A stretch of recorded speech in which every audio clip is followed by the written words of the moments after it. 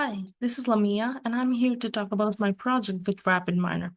Even before I go further, a big shout out to my professor Deepak Biskitwala for teaching me about machine learning and, of course, RapidMiner. However, this project work has been done for my course CSIS 5420. So, in this project, I would like to create a predictive model. I would like to create a predictive model aligning with various lifestyles that causes sleeping disorders. First, let's just talk about the dataset a little bit. It is sourced from Kaggle, uploaded by a machine learning engineer named Lexika Tharmalingam, uh, who is based in Sri Lanka. This dataset consists of gender, age, occupation, BMI, sleep patterns, stress level, blood pressure, sleep quality, and sleeping disorder. Basically, your lifestyle that's affecting that's causing your sleeping disorder. And I also put the link in here, and I can also add the link to the YouTube video so that if anyone is willing to look into it, they can. So now this is how my process snapshot, this is the process snapshot, and this is how my process looks like. I'm gonna go through this process all over again, but this is just a summary, you can say. Now, here, let's talk about the operators that I'm using for my process. Select attributes, set roles, split data, multiply. Those are the pre-processing operators for my process. Select attributes helps us to work with specific attributes rather than working with all of the attributes that we want to work. Um, it also allows you to work with the specific ones and be more precise about your work. And then I have like set role. Set role is basically used to determine your target value. By target value, I meant that you can work with the ones you want to predict. So for my case, sleep disorder has to be my target value, which I can do with the help of set role operator by setting the role as label to that. And now I have split data.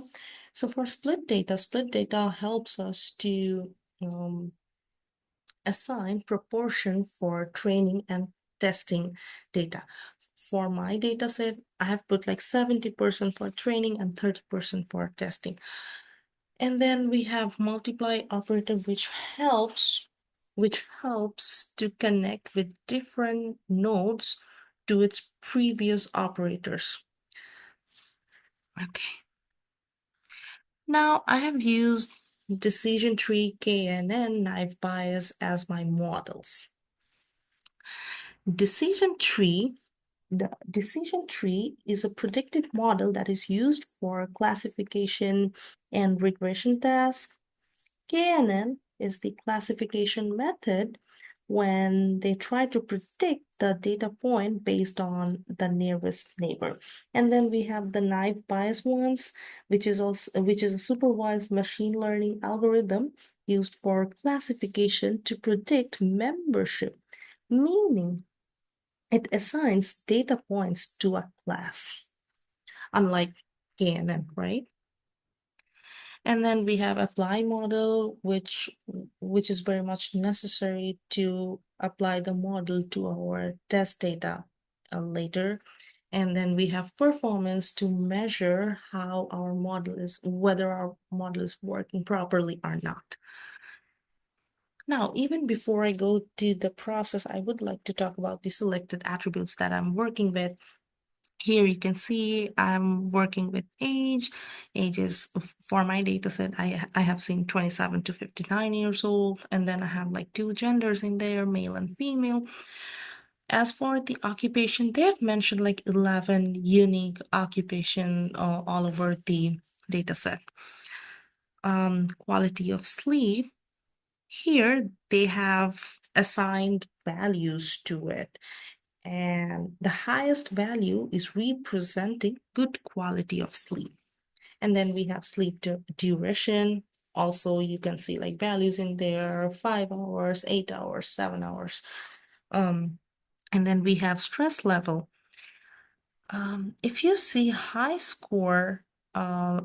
high score assigned to a specific sample, that reflects that this sample is highly stressed. And then last but not the least, we have sleep disorder. One is insomnia, which is also known for the people who cannot sleep properly at night. And then we have like sleep apnea for those who have breathing issues, and this kind of breathing issues causes him or her to wake up in the morning and um have like a really bad sleep. Yeah. And then we also have like none, which I didn't include in here, but you'll see in the data set. Okay, now few more things I want to really mention here about. I want to talk about the confusion matrix because I think later in the process you're gonna see a confusion matrix. So here we all know that how a matrix works.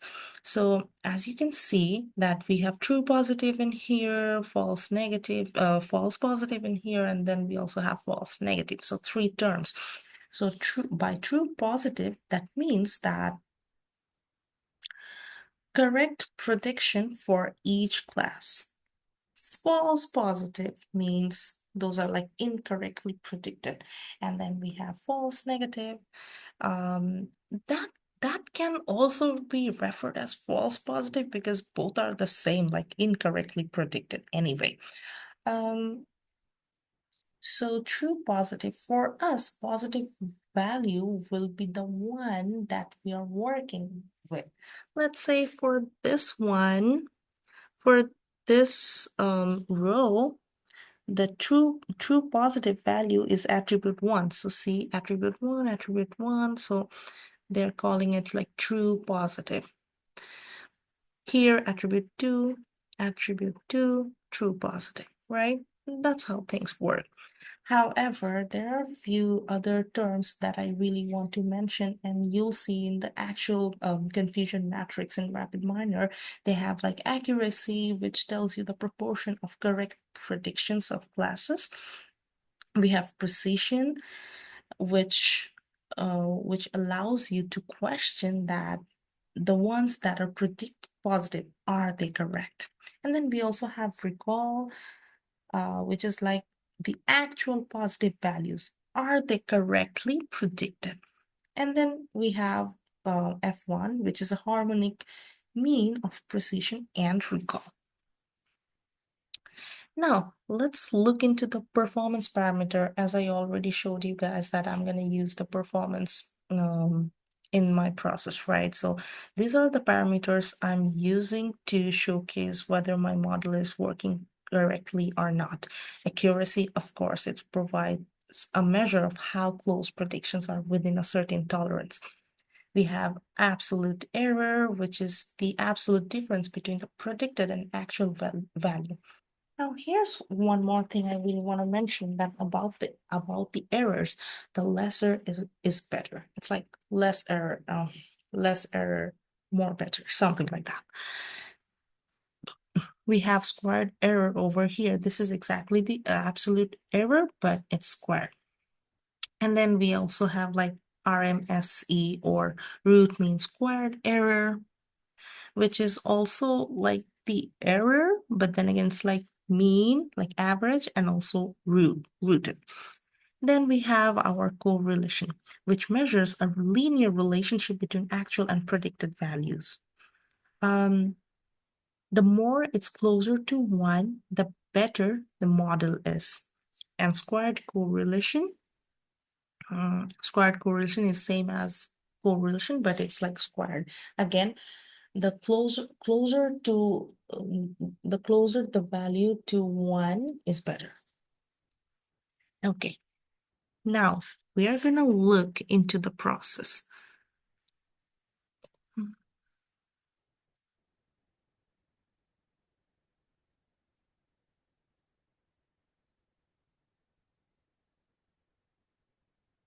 Let's look into the design first.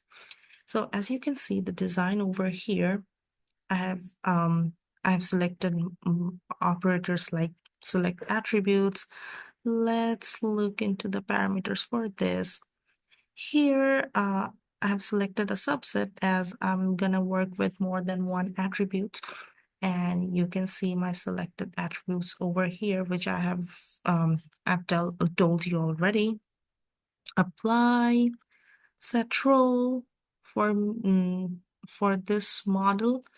I have set roles like sleep disorder as label because I already mentioned that if we are working with that particular target value, that has to be assigned the target role as label. That's what I did over here. Apply, and then we also have like split data where we can see like 70% for training and 30% for testing data, right? Now we also have our multiply operator, which helped us to connect the nodes from pre-processing to different models at the same time. We see our decision tree. We can see our KNN over here. One thing I really want to mention that I've um, I've selected 5 as the number of K, but you can go lower. But if you go too low, that can give you a biased answer. And if you go too high, that can create noise or like overfitting. So maybe you want to be at a point where you're in a neutral point of view. Yeah. So maybe try to assign the number of K depending on how many data you're working with. Now then we have like knife bias over here. I honestly didn't put much pressure on changing these, but you guys can play along with them. And later we have like our apply models. We do not have any parameters for apply model. And last but not least, we also have our performance over here.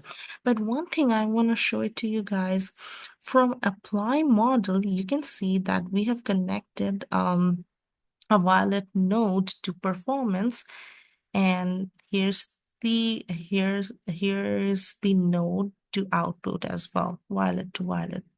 Follow this one. But then if you see that from apply model, we haven't really connected with this one. Rather, we connected it with the output one, right? Because we want to apply it to the model and directly to the output. Yeah. And for the performance here, as you already know that I've selected this kind of these parameters which I mentioned already. Yeah, it's all checked, ticked and checked. Now we run the process and this is what we get. At first, we're going to look into the decision tree. As you can see, this is how it looks. You see the branches over here, and depending on what kind of data what kind of information you're looking into, you can see the numbers in here. If someone says like, hey, see for someone who's like less than 41 years, maybe you can find out from here, something like that. You can also look for an occupation that, hey, can you see if the nurse, what profession has like what kind of disorder. Maybe a nurse has like sleep apnea more, like tend to have sleep apnea more. A doctor might have like none, something like that. But let's look into the apply model for our decision tree. Here, as you can see that this is the actual values and these are the predicted ones. If you see number 3, they predicted something very different, sleep apnea, and they predicted none. It's based on basically the confidence they calculate. Okay, now if we look into the performance vector for decision tree, okay, here, see, we already see confusion matrix over here. These are the true positives. Did you guys see that the true positives have a different shade of color in here? No? I just noticed this one right now. Okay, however, we have a 91.22% accuracy over here, which is a very good one, right? Let's look into the description. From the description, you can see all of the performance vector over here.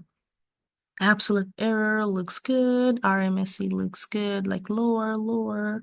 Squared error looks good. Correlation, that's impressive, like 86%. That's really good. And squared correlation, that's also very promising. Okay, now let's look into KNN. Here, they just mentioned that they use 5 nearest neighbor model for this classification, right?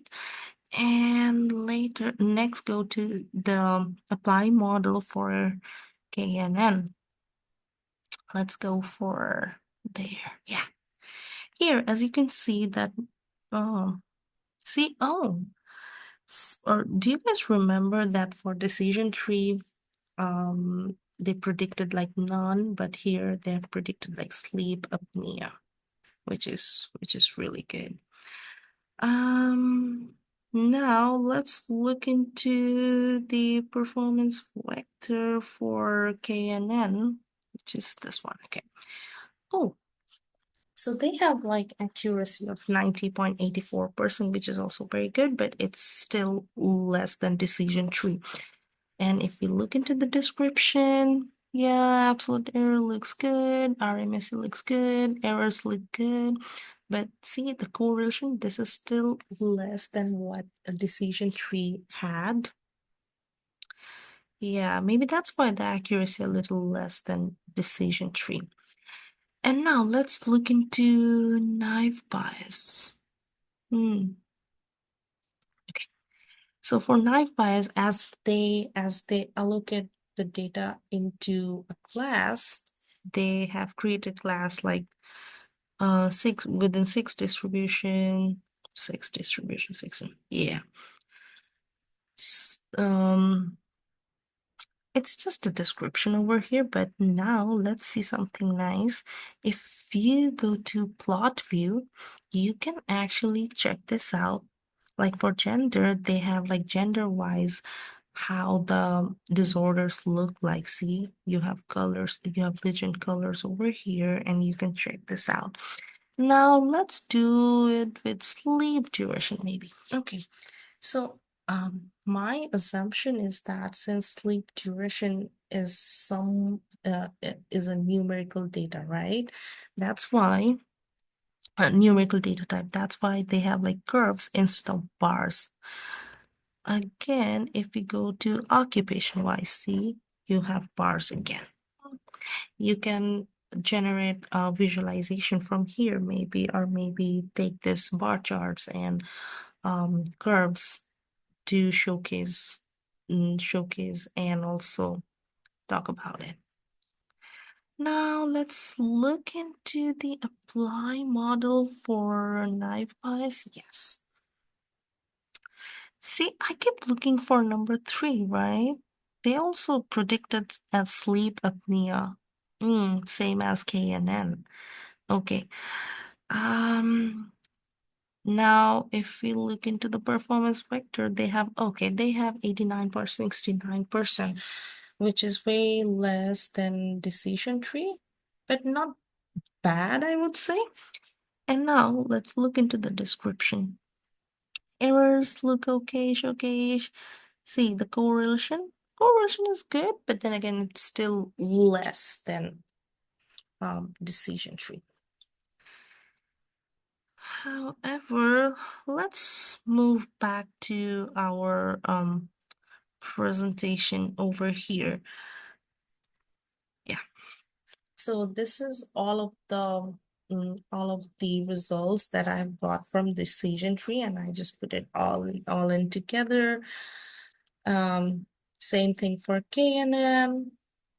And also same thing for naive bias. Okay, as for model selection, I would basically go with decision tree model based on the accuracy, and also the correlation is too higher than rest of the other models, of course. So I would like to go with decision tree model regarding this data set. For this project, I would like to mention some of the limitations that I had. First, this is a secondary data, so it's also unknown to the authentic source of the data set. This can be really wrong. As per the knowledge limitation, of course, like this is something I'm learning, so I can be wrong somewhere, but I tried my best to deliver this project. And one thing I find really fascinating about RapidMiner is that it's really easy to, I'm not gonna say like easy to work with, but then again, if you know about all of the operators, you know how to get through or get to that your expected output. So there's like several ways to do one process. Um, Well, that's all from me. Hope you guys like it, and I would really appreciate that if someone if someone shares their knowledge with me, and if I'm somewhere wrong, please correct me. I would really appreciate that one. I hope you guys enjoyed this.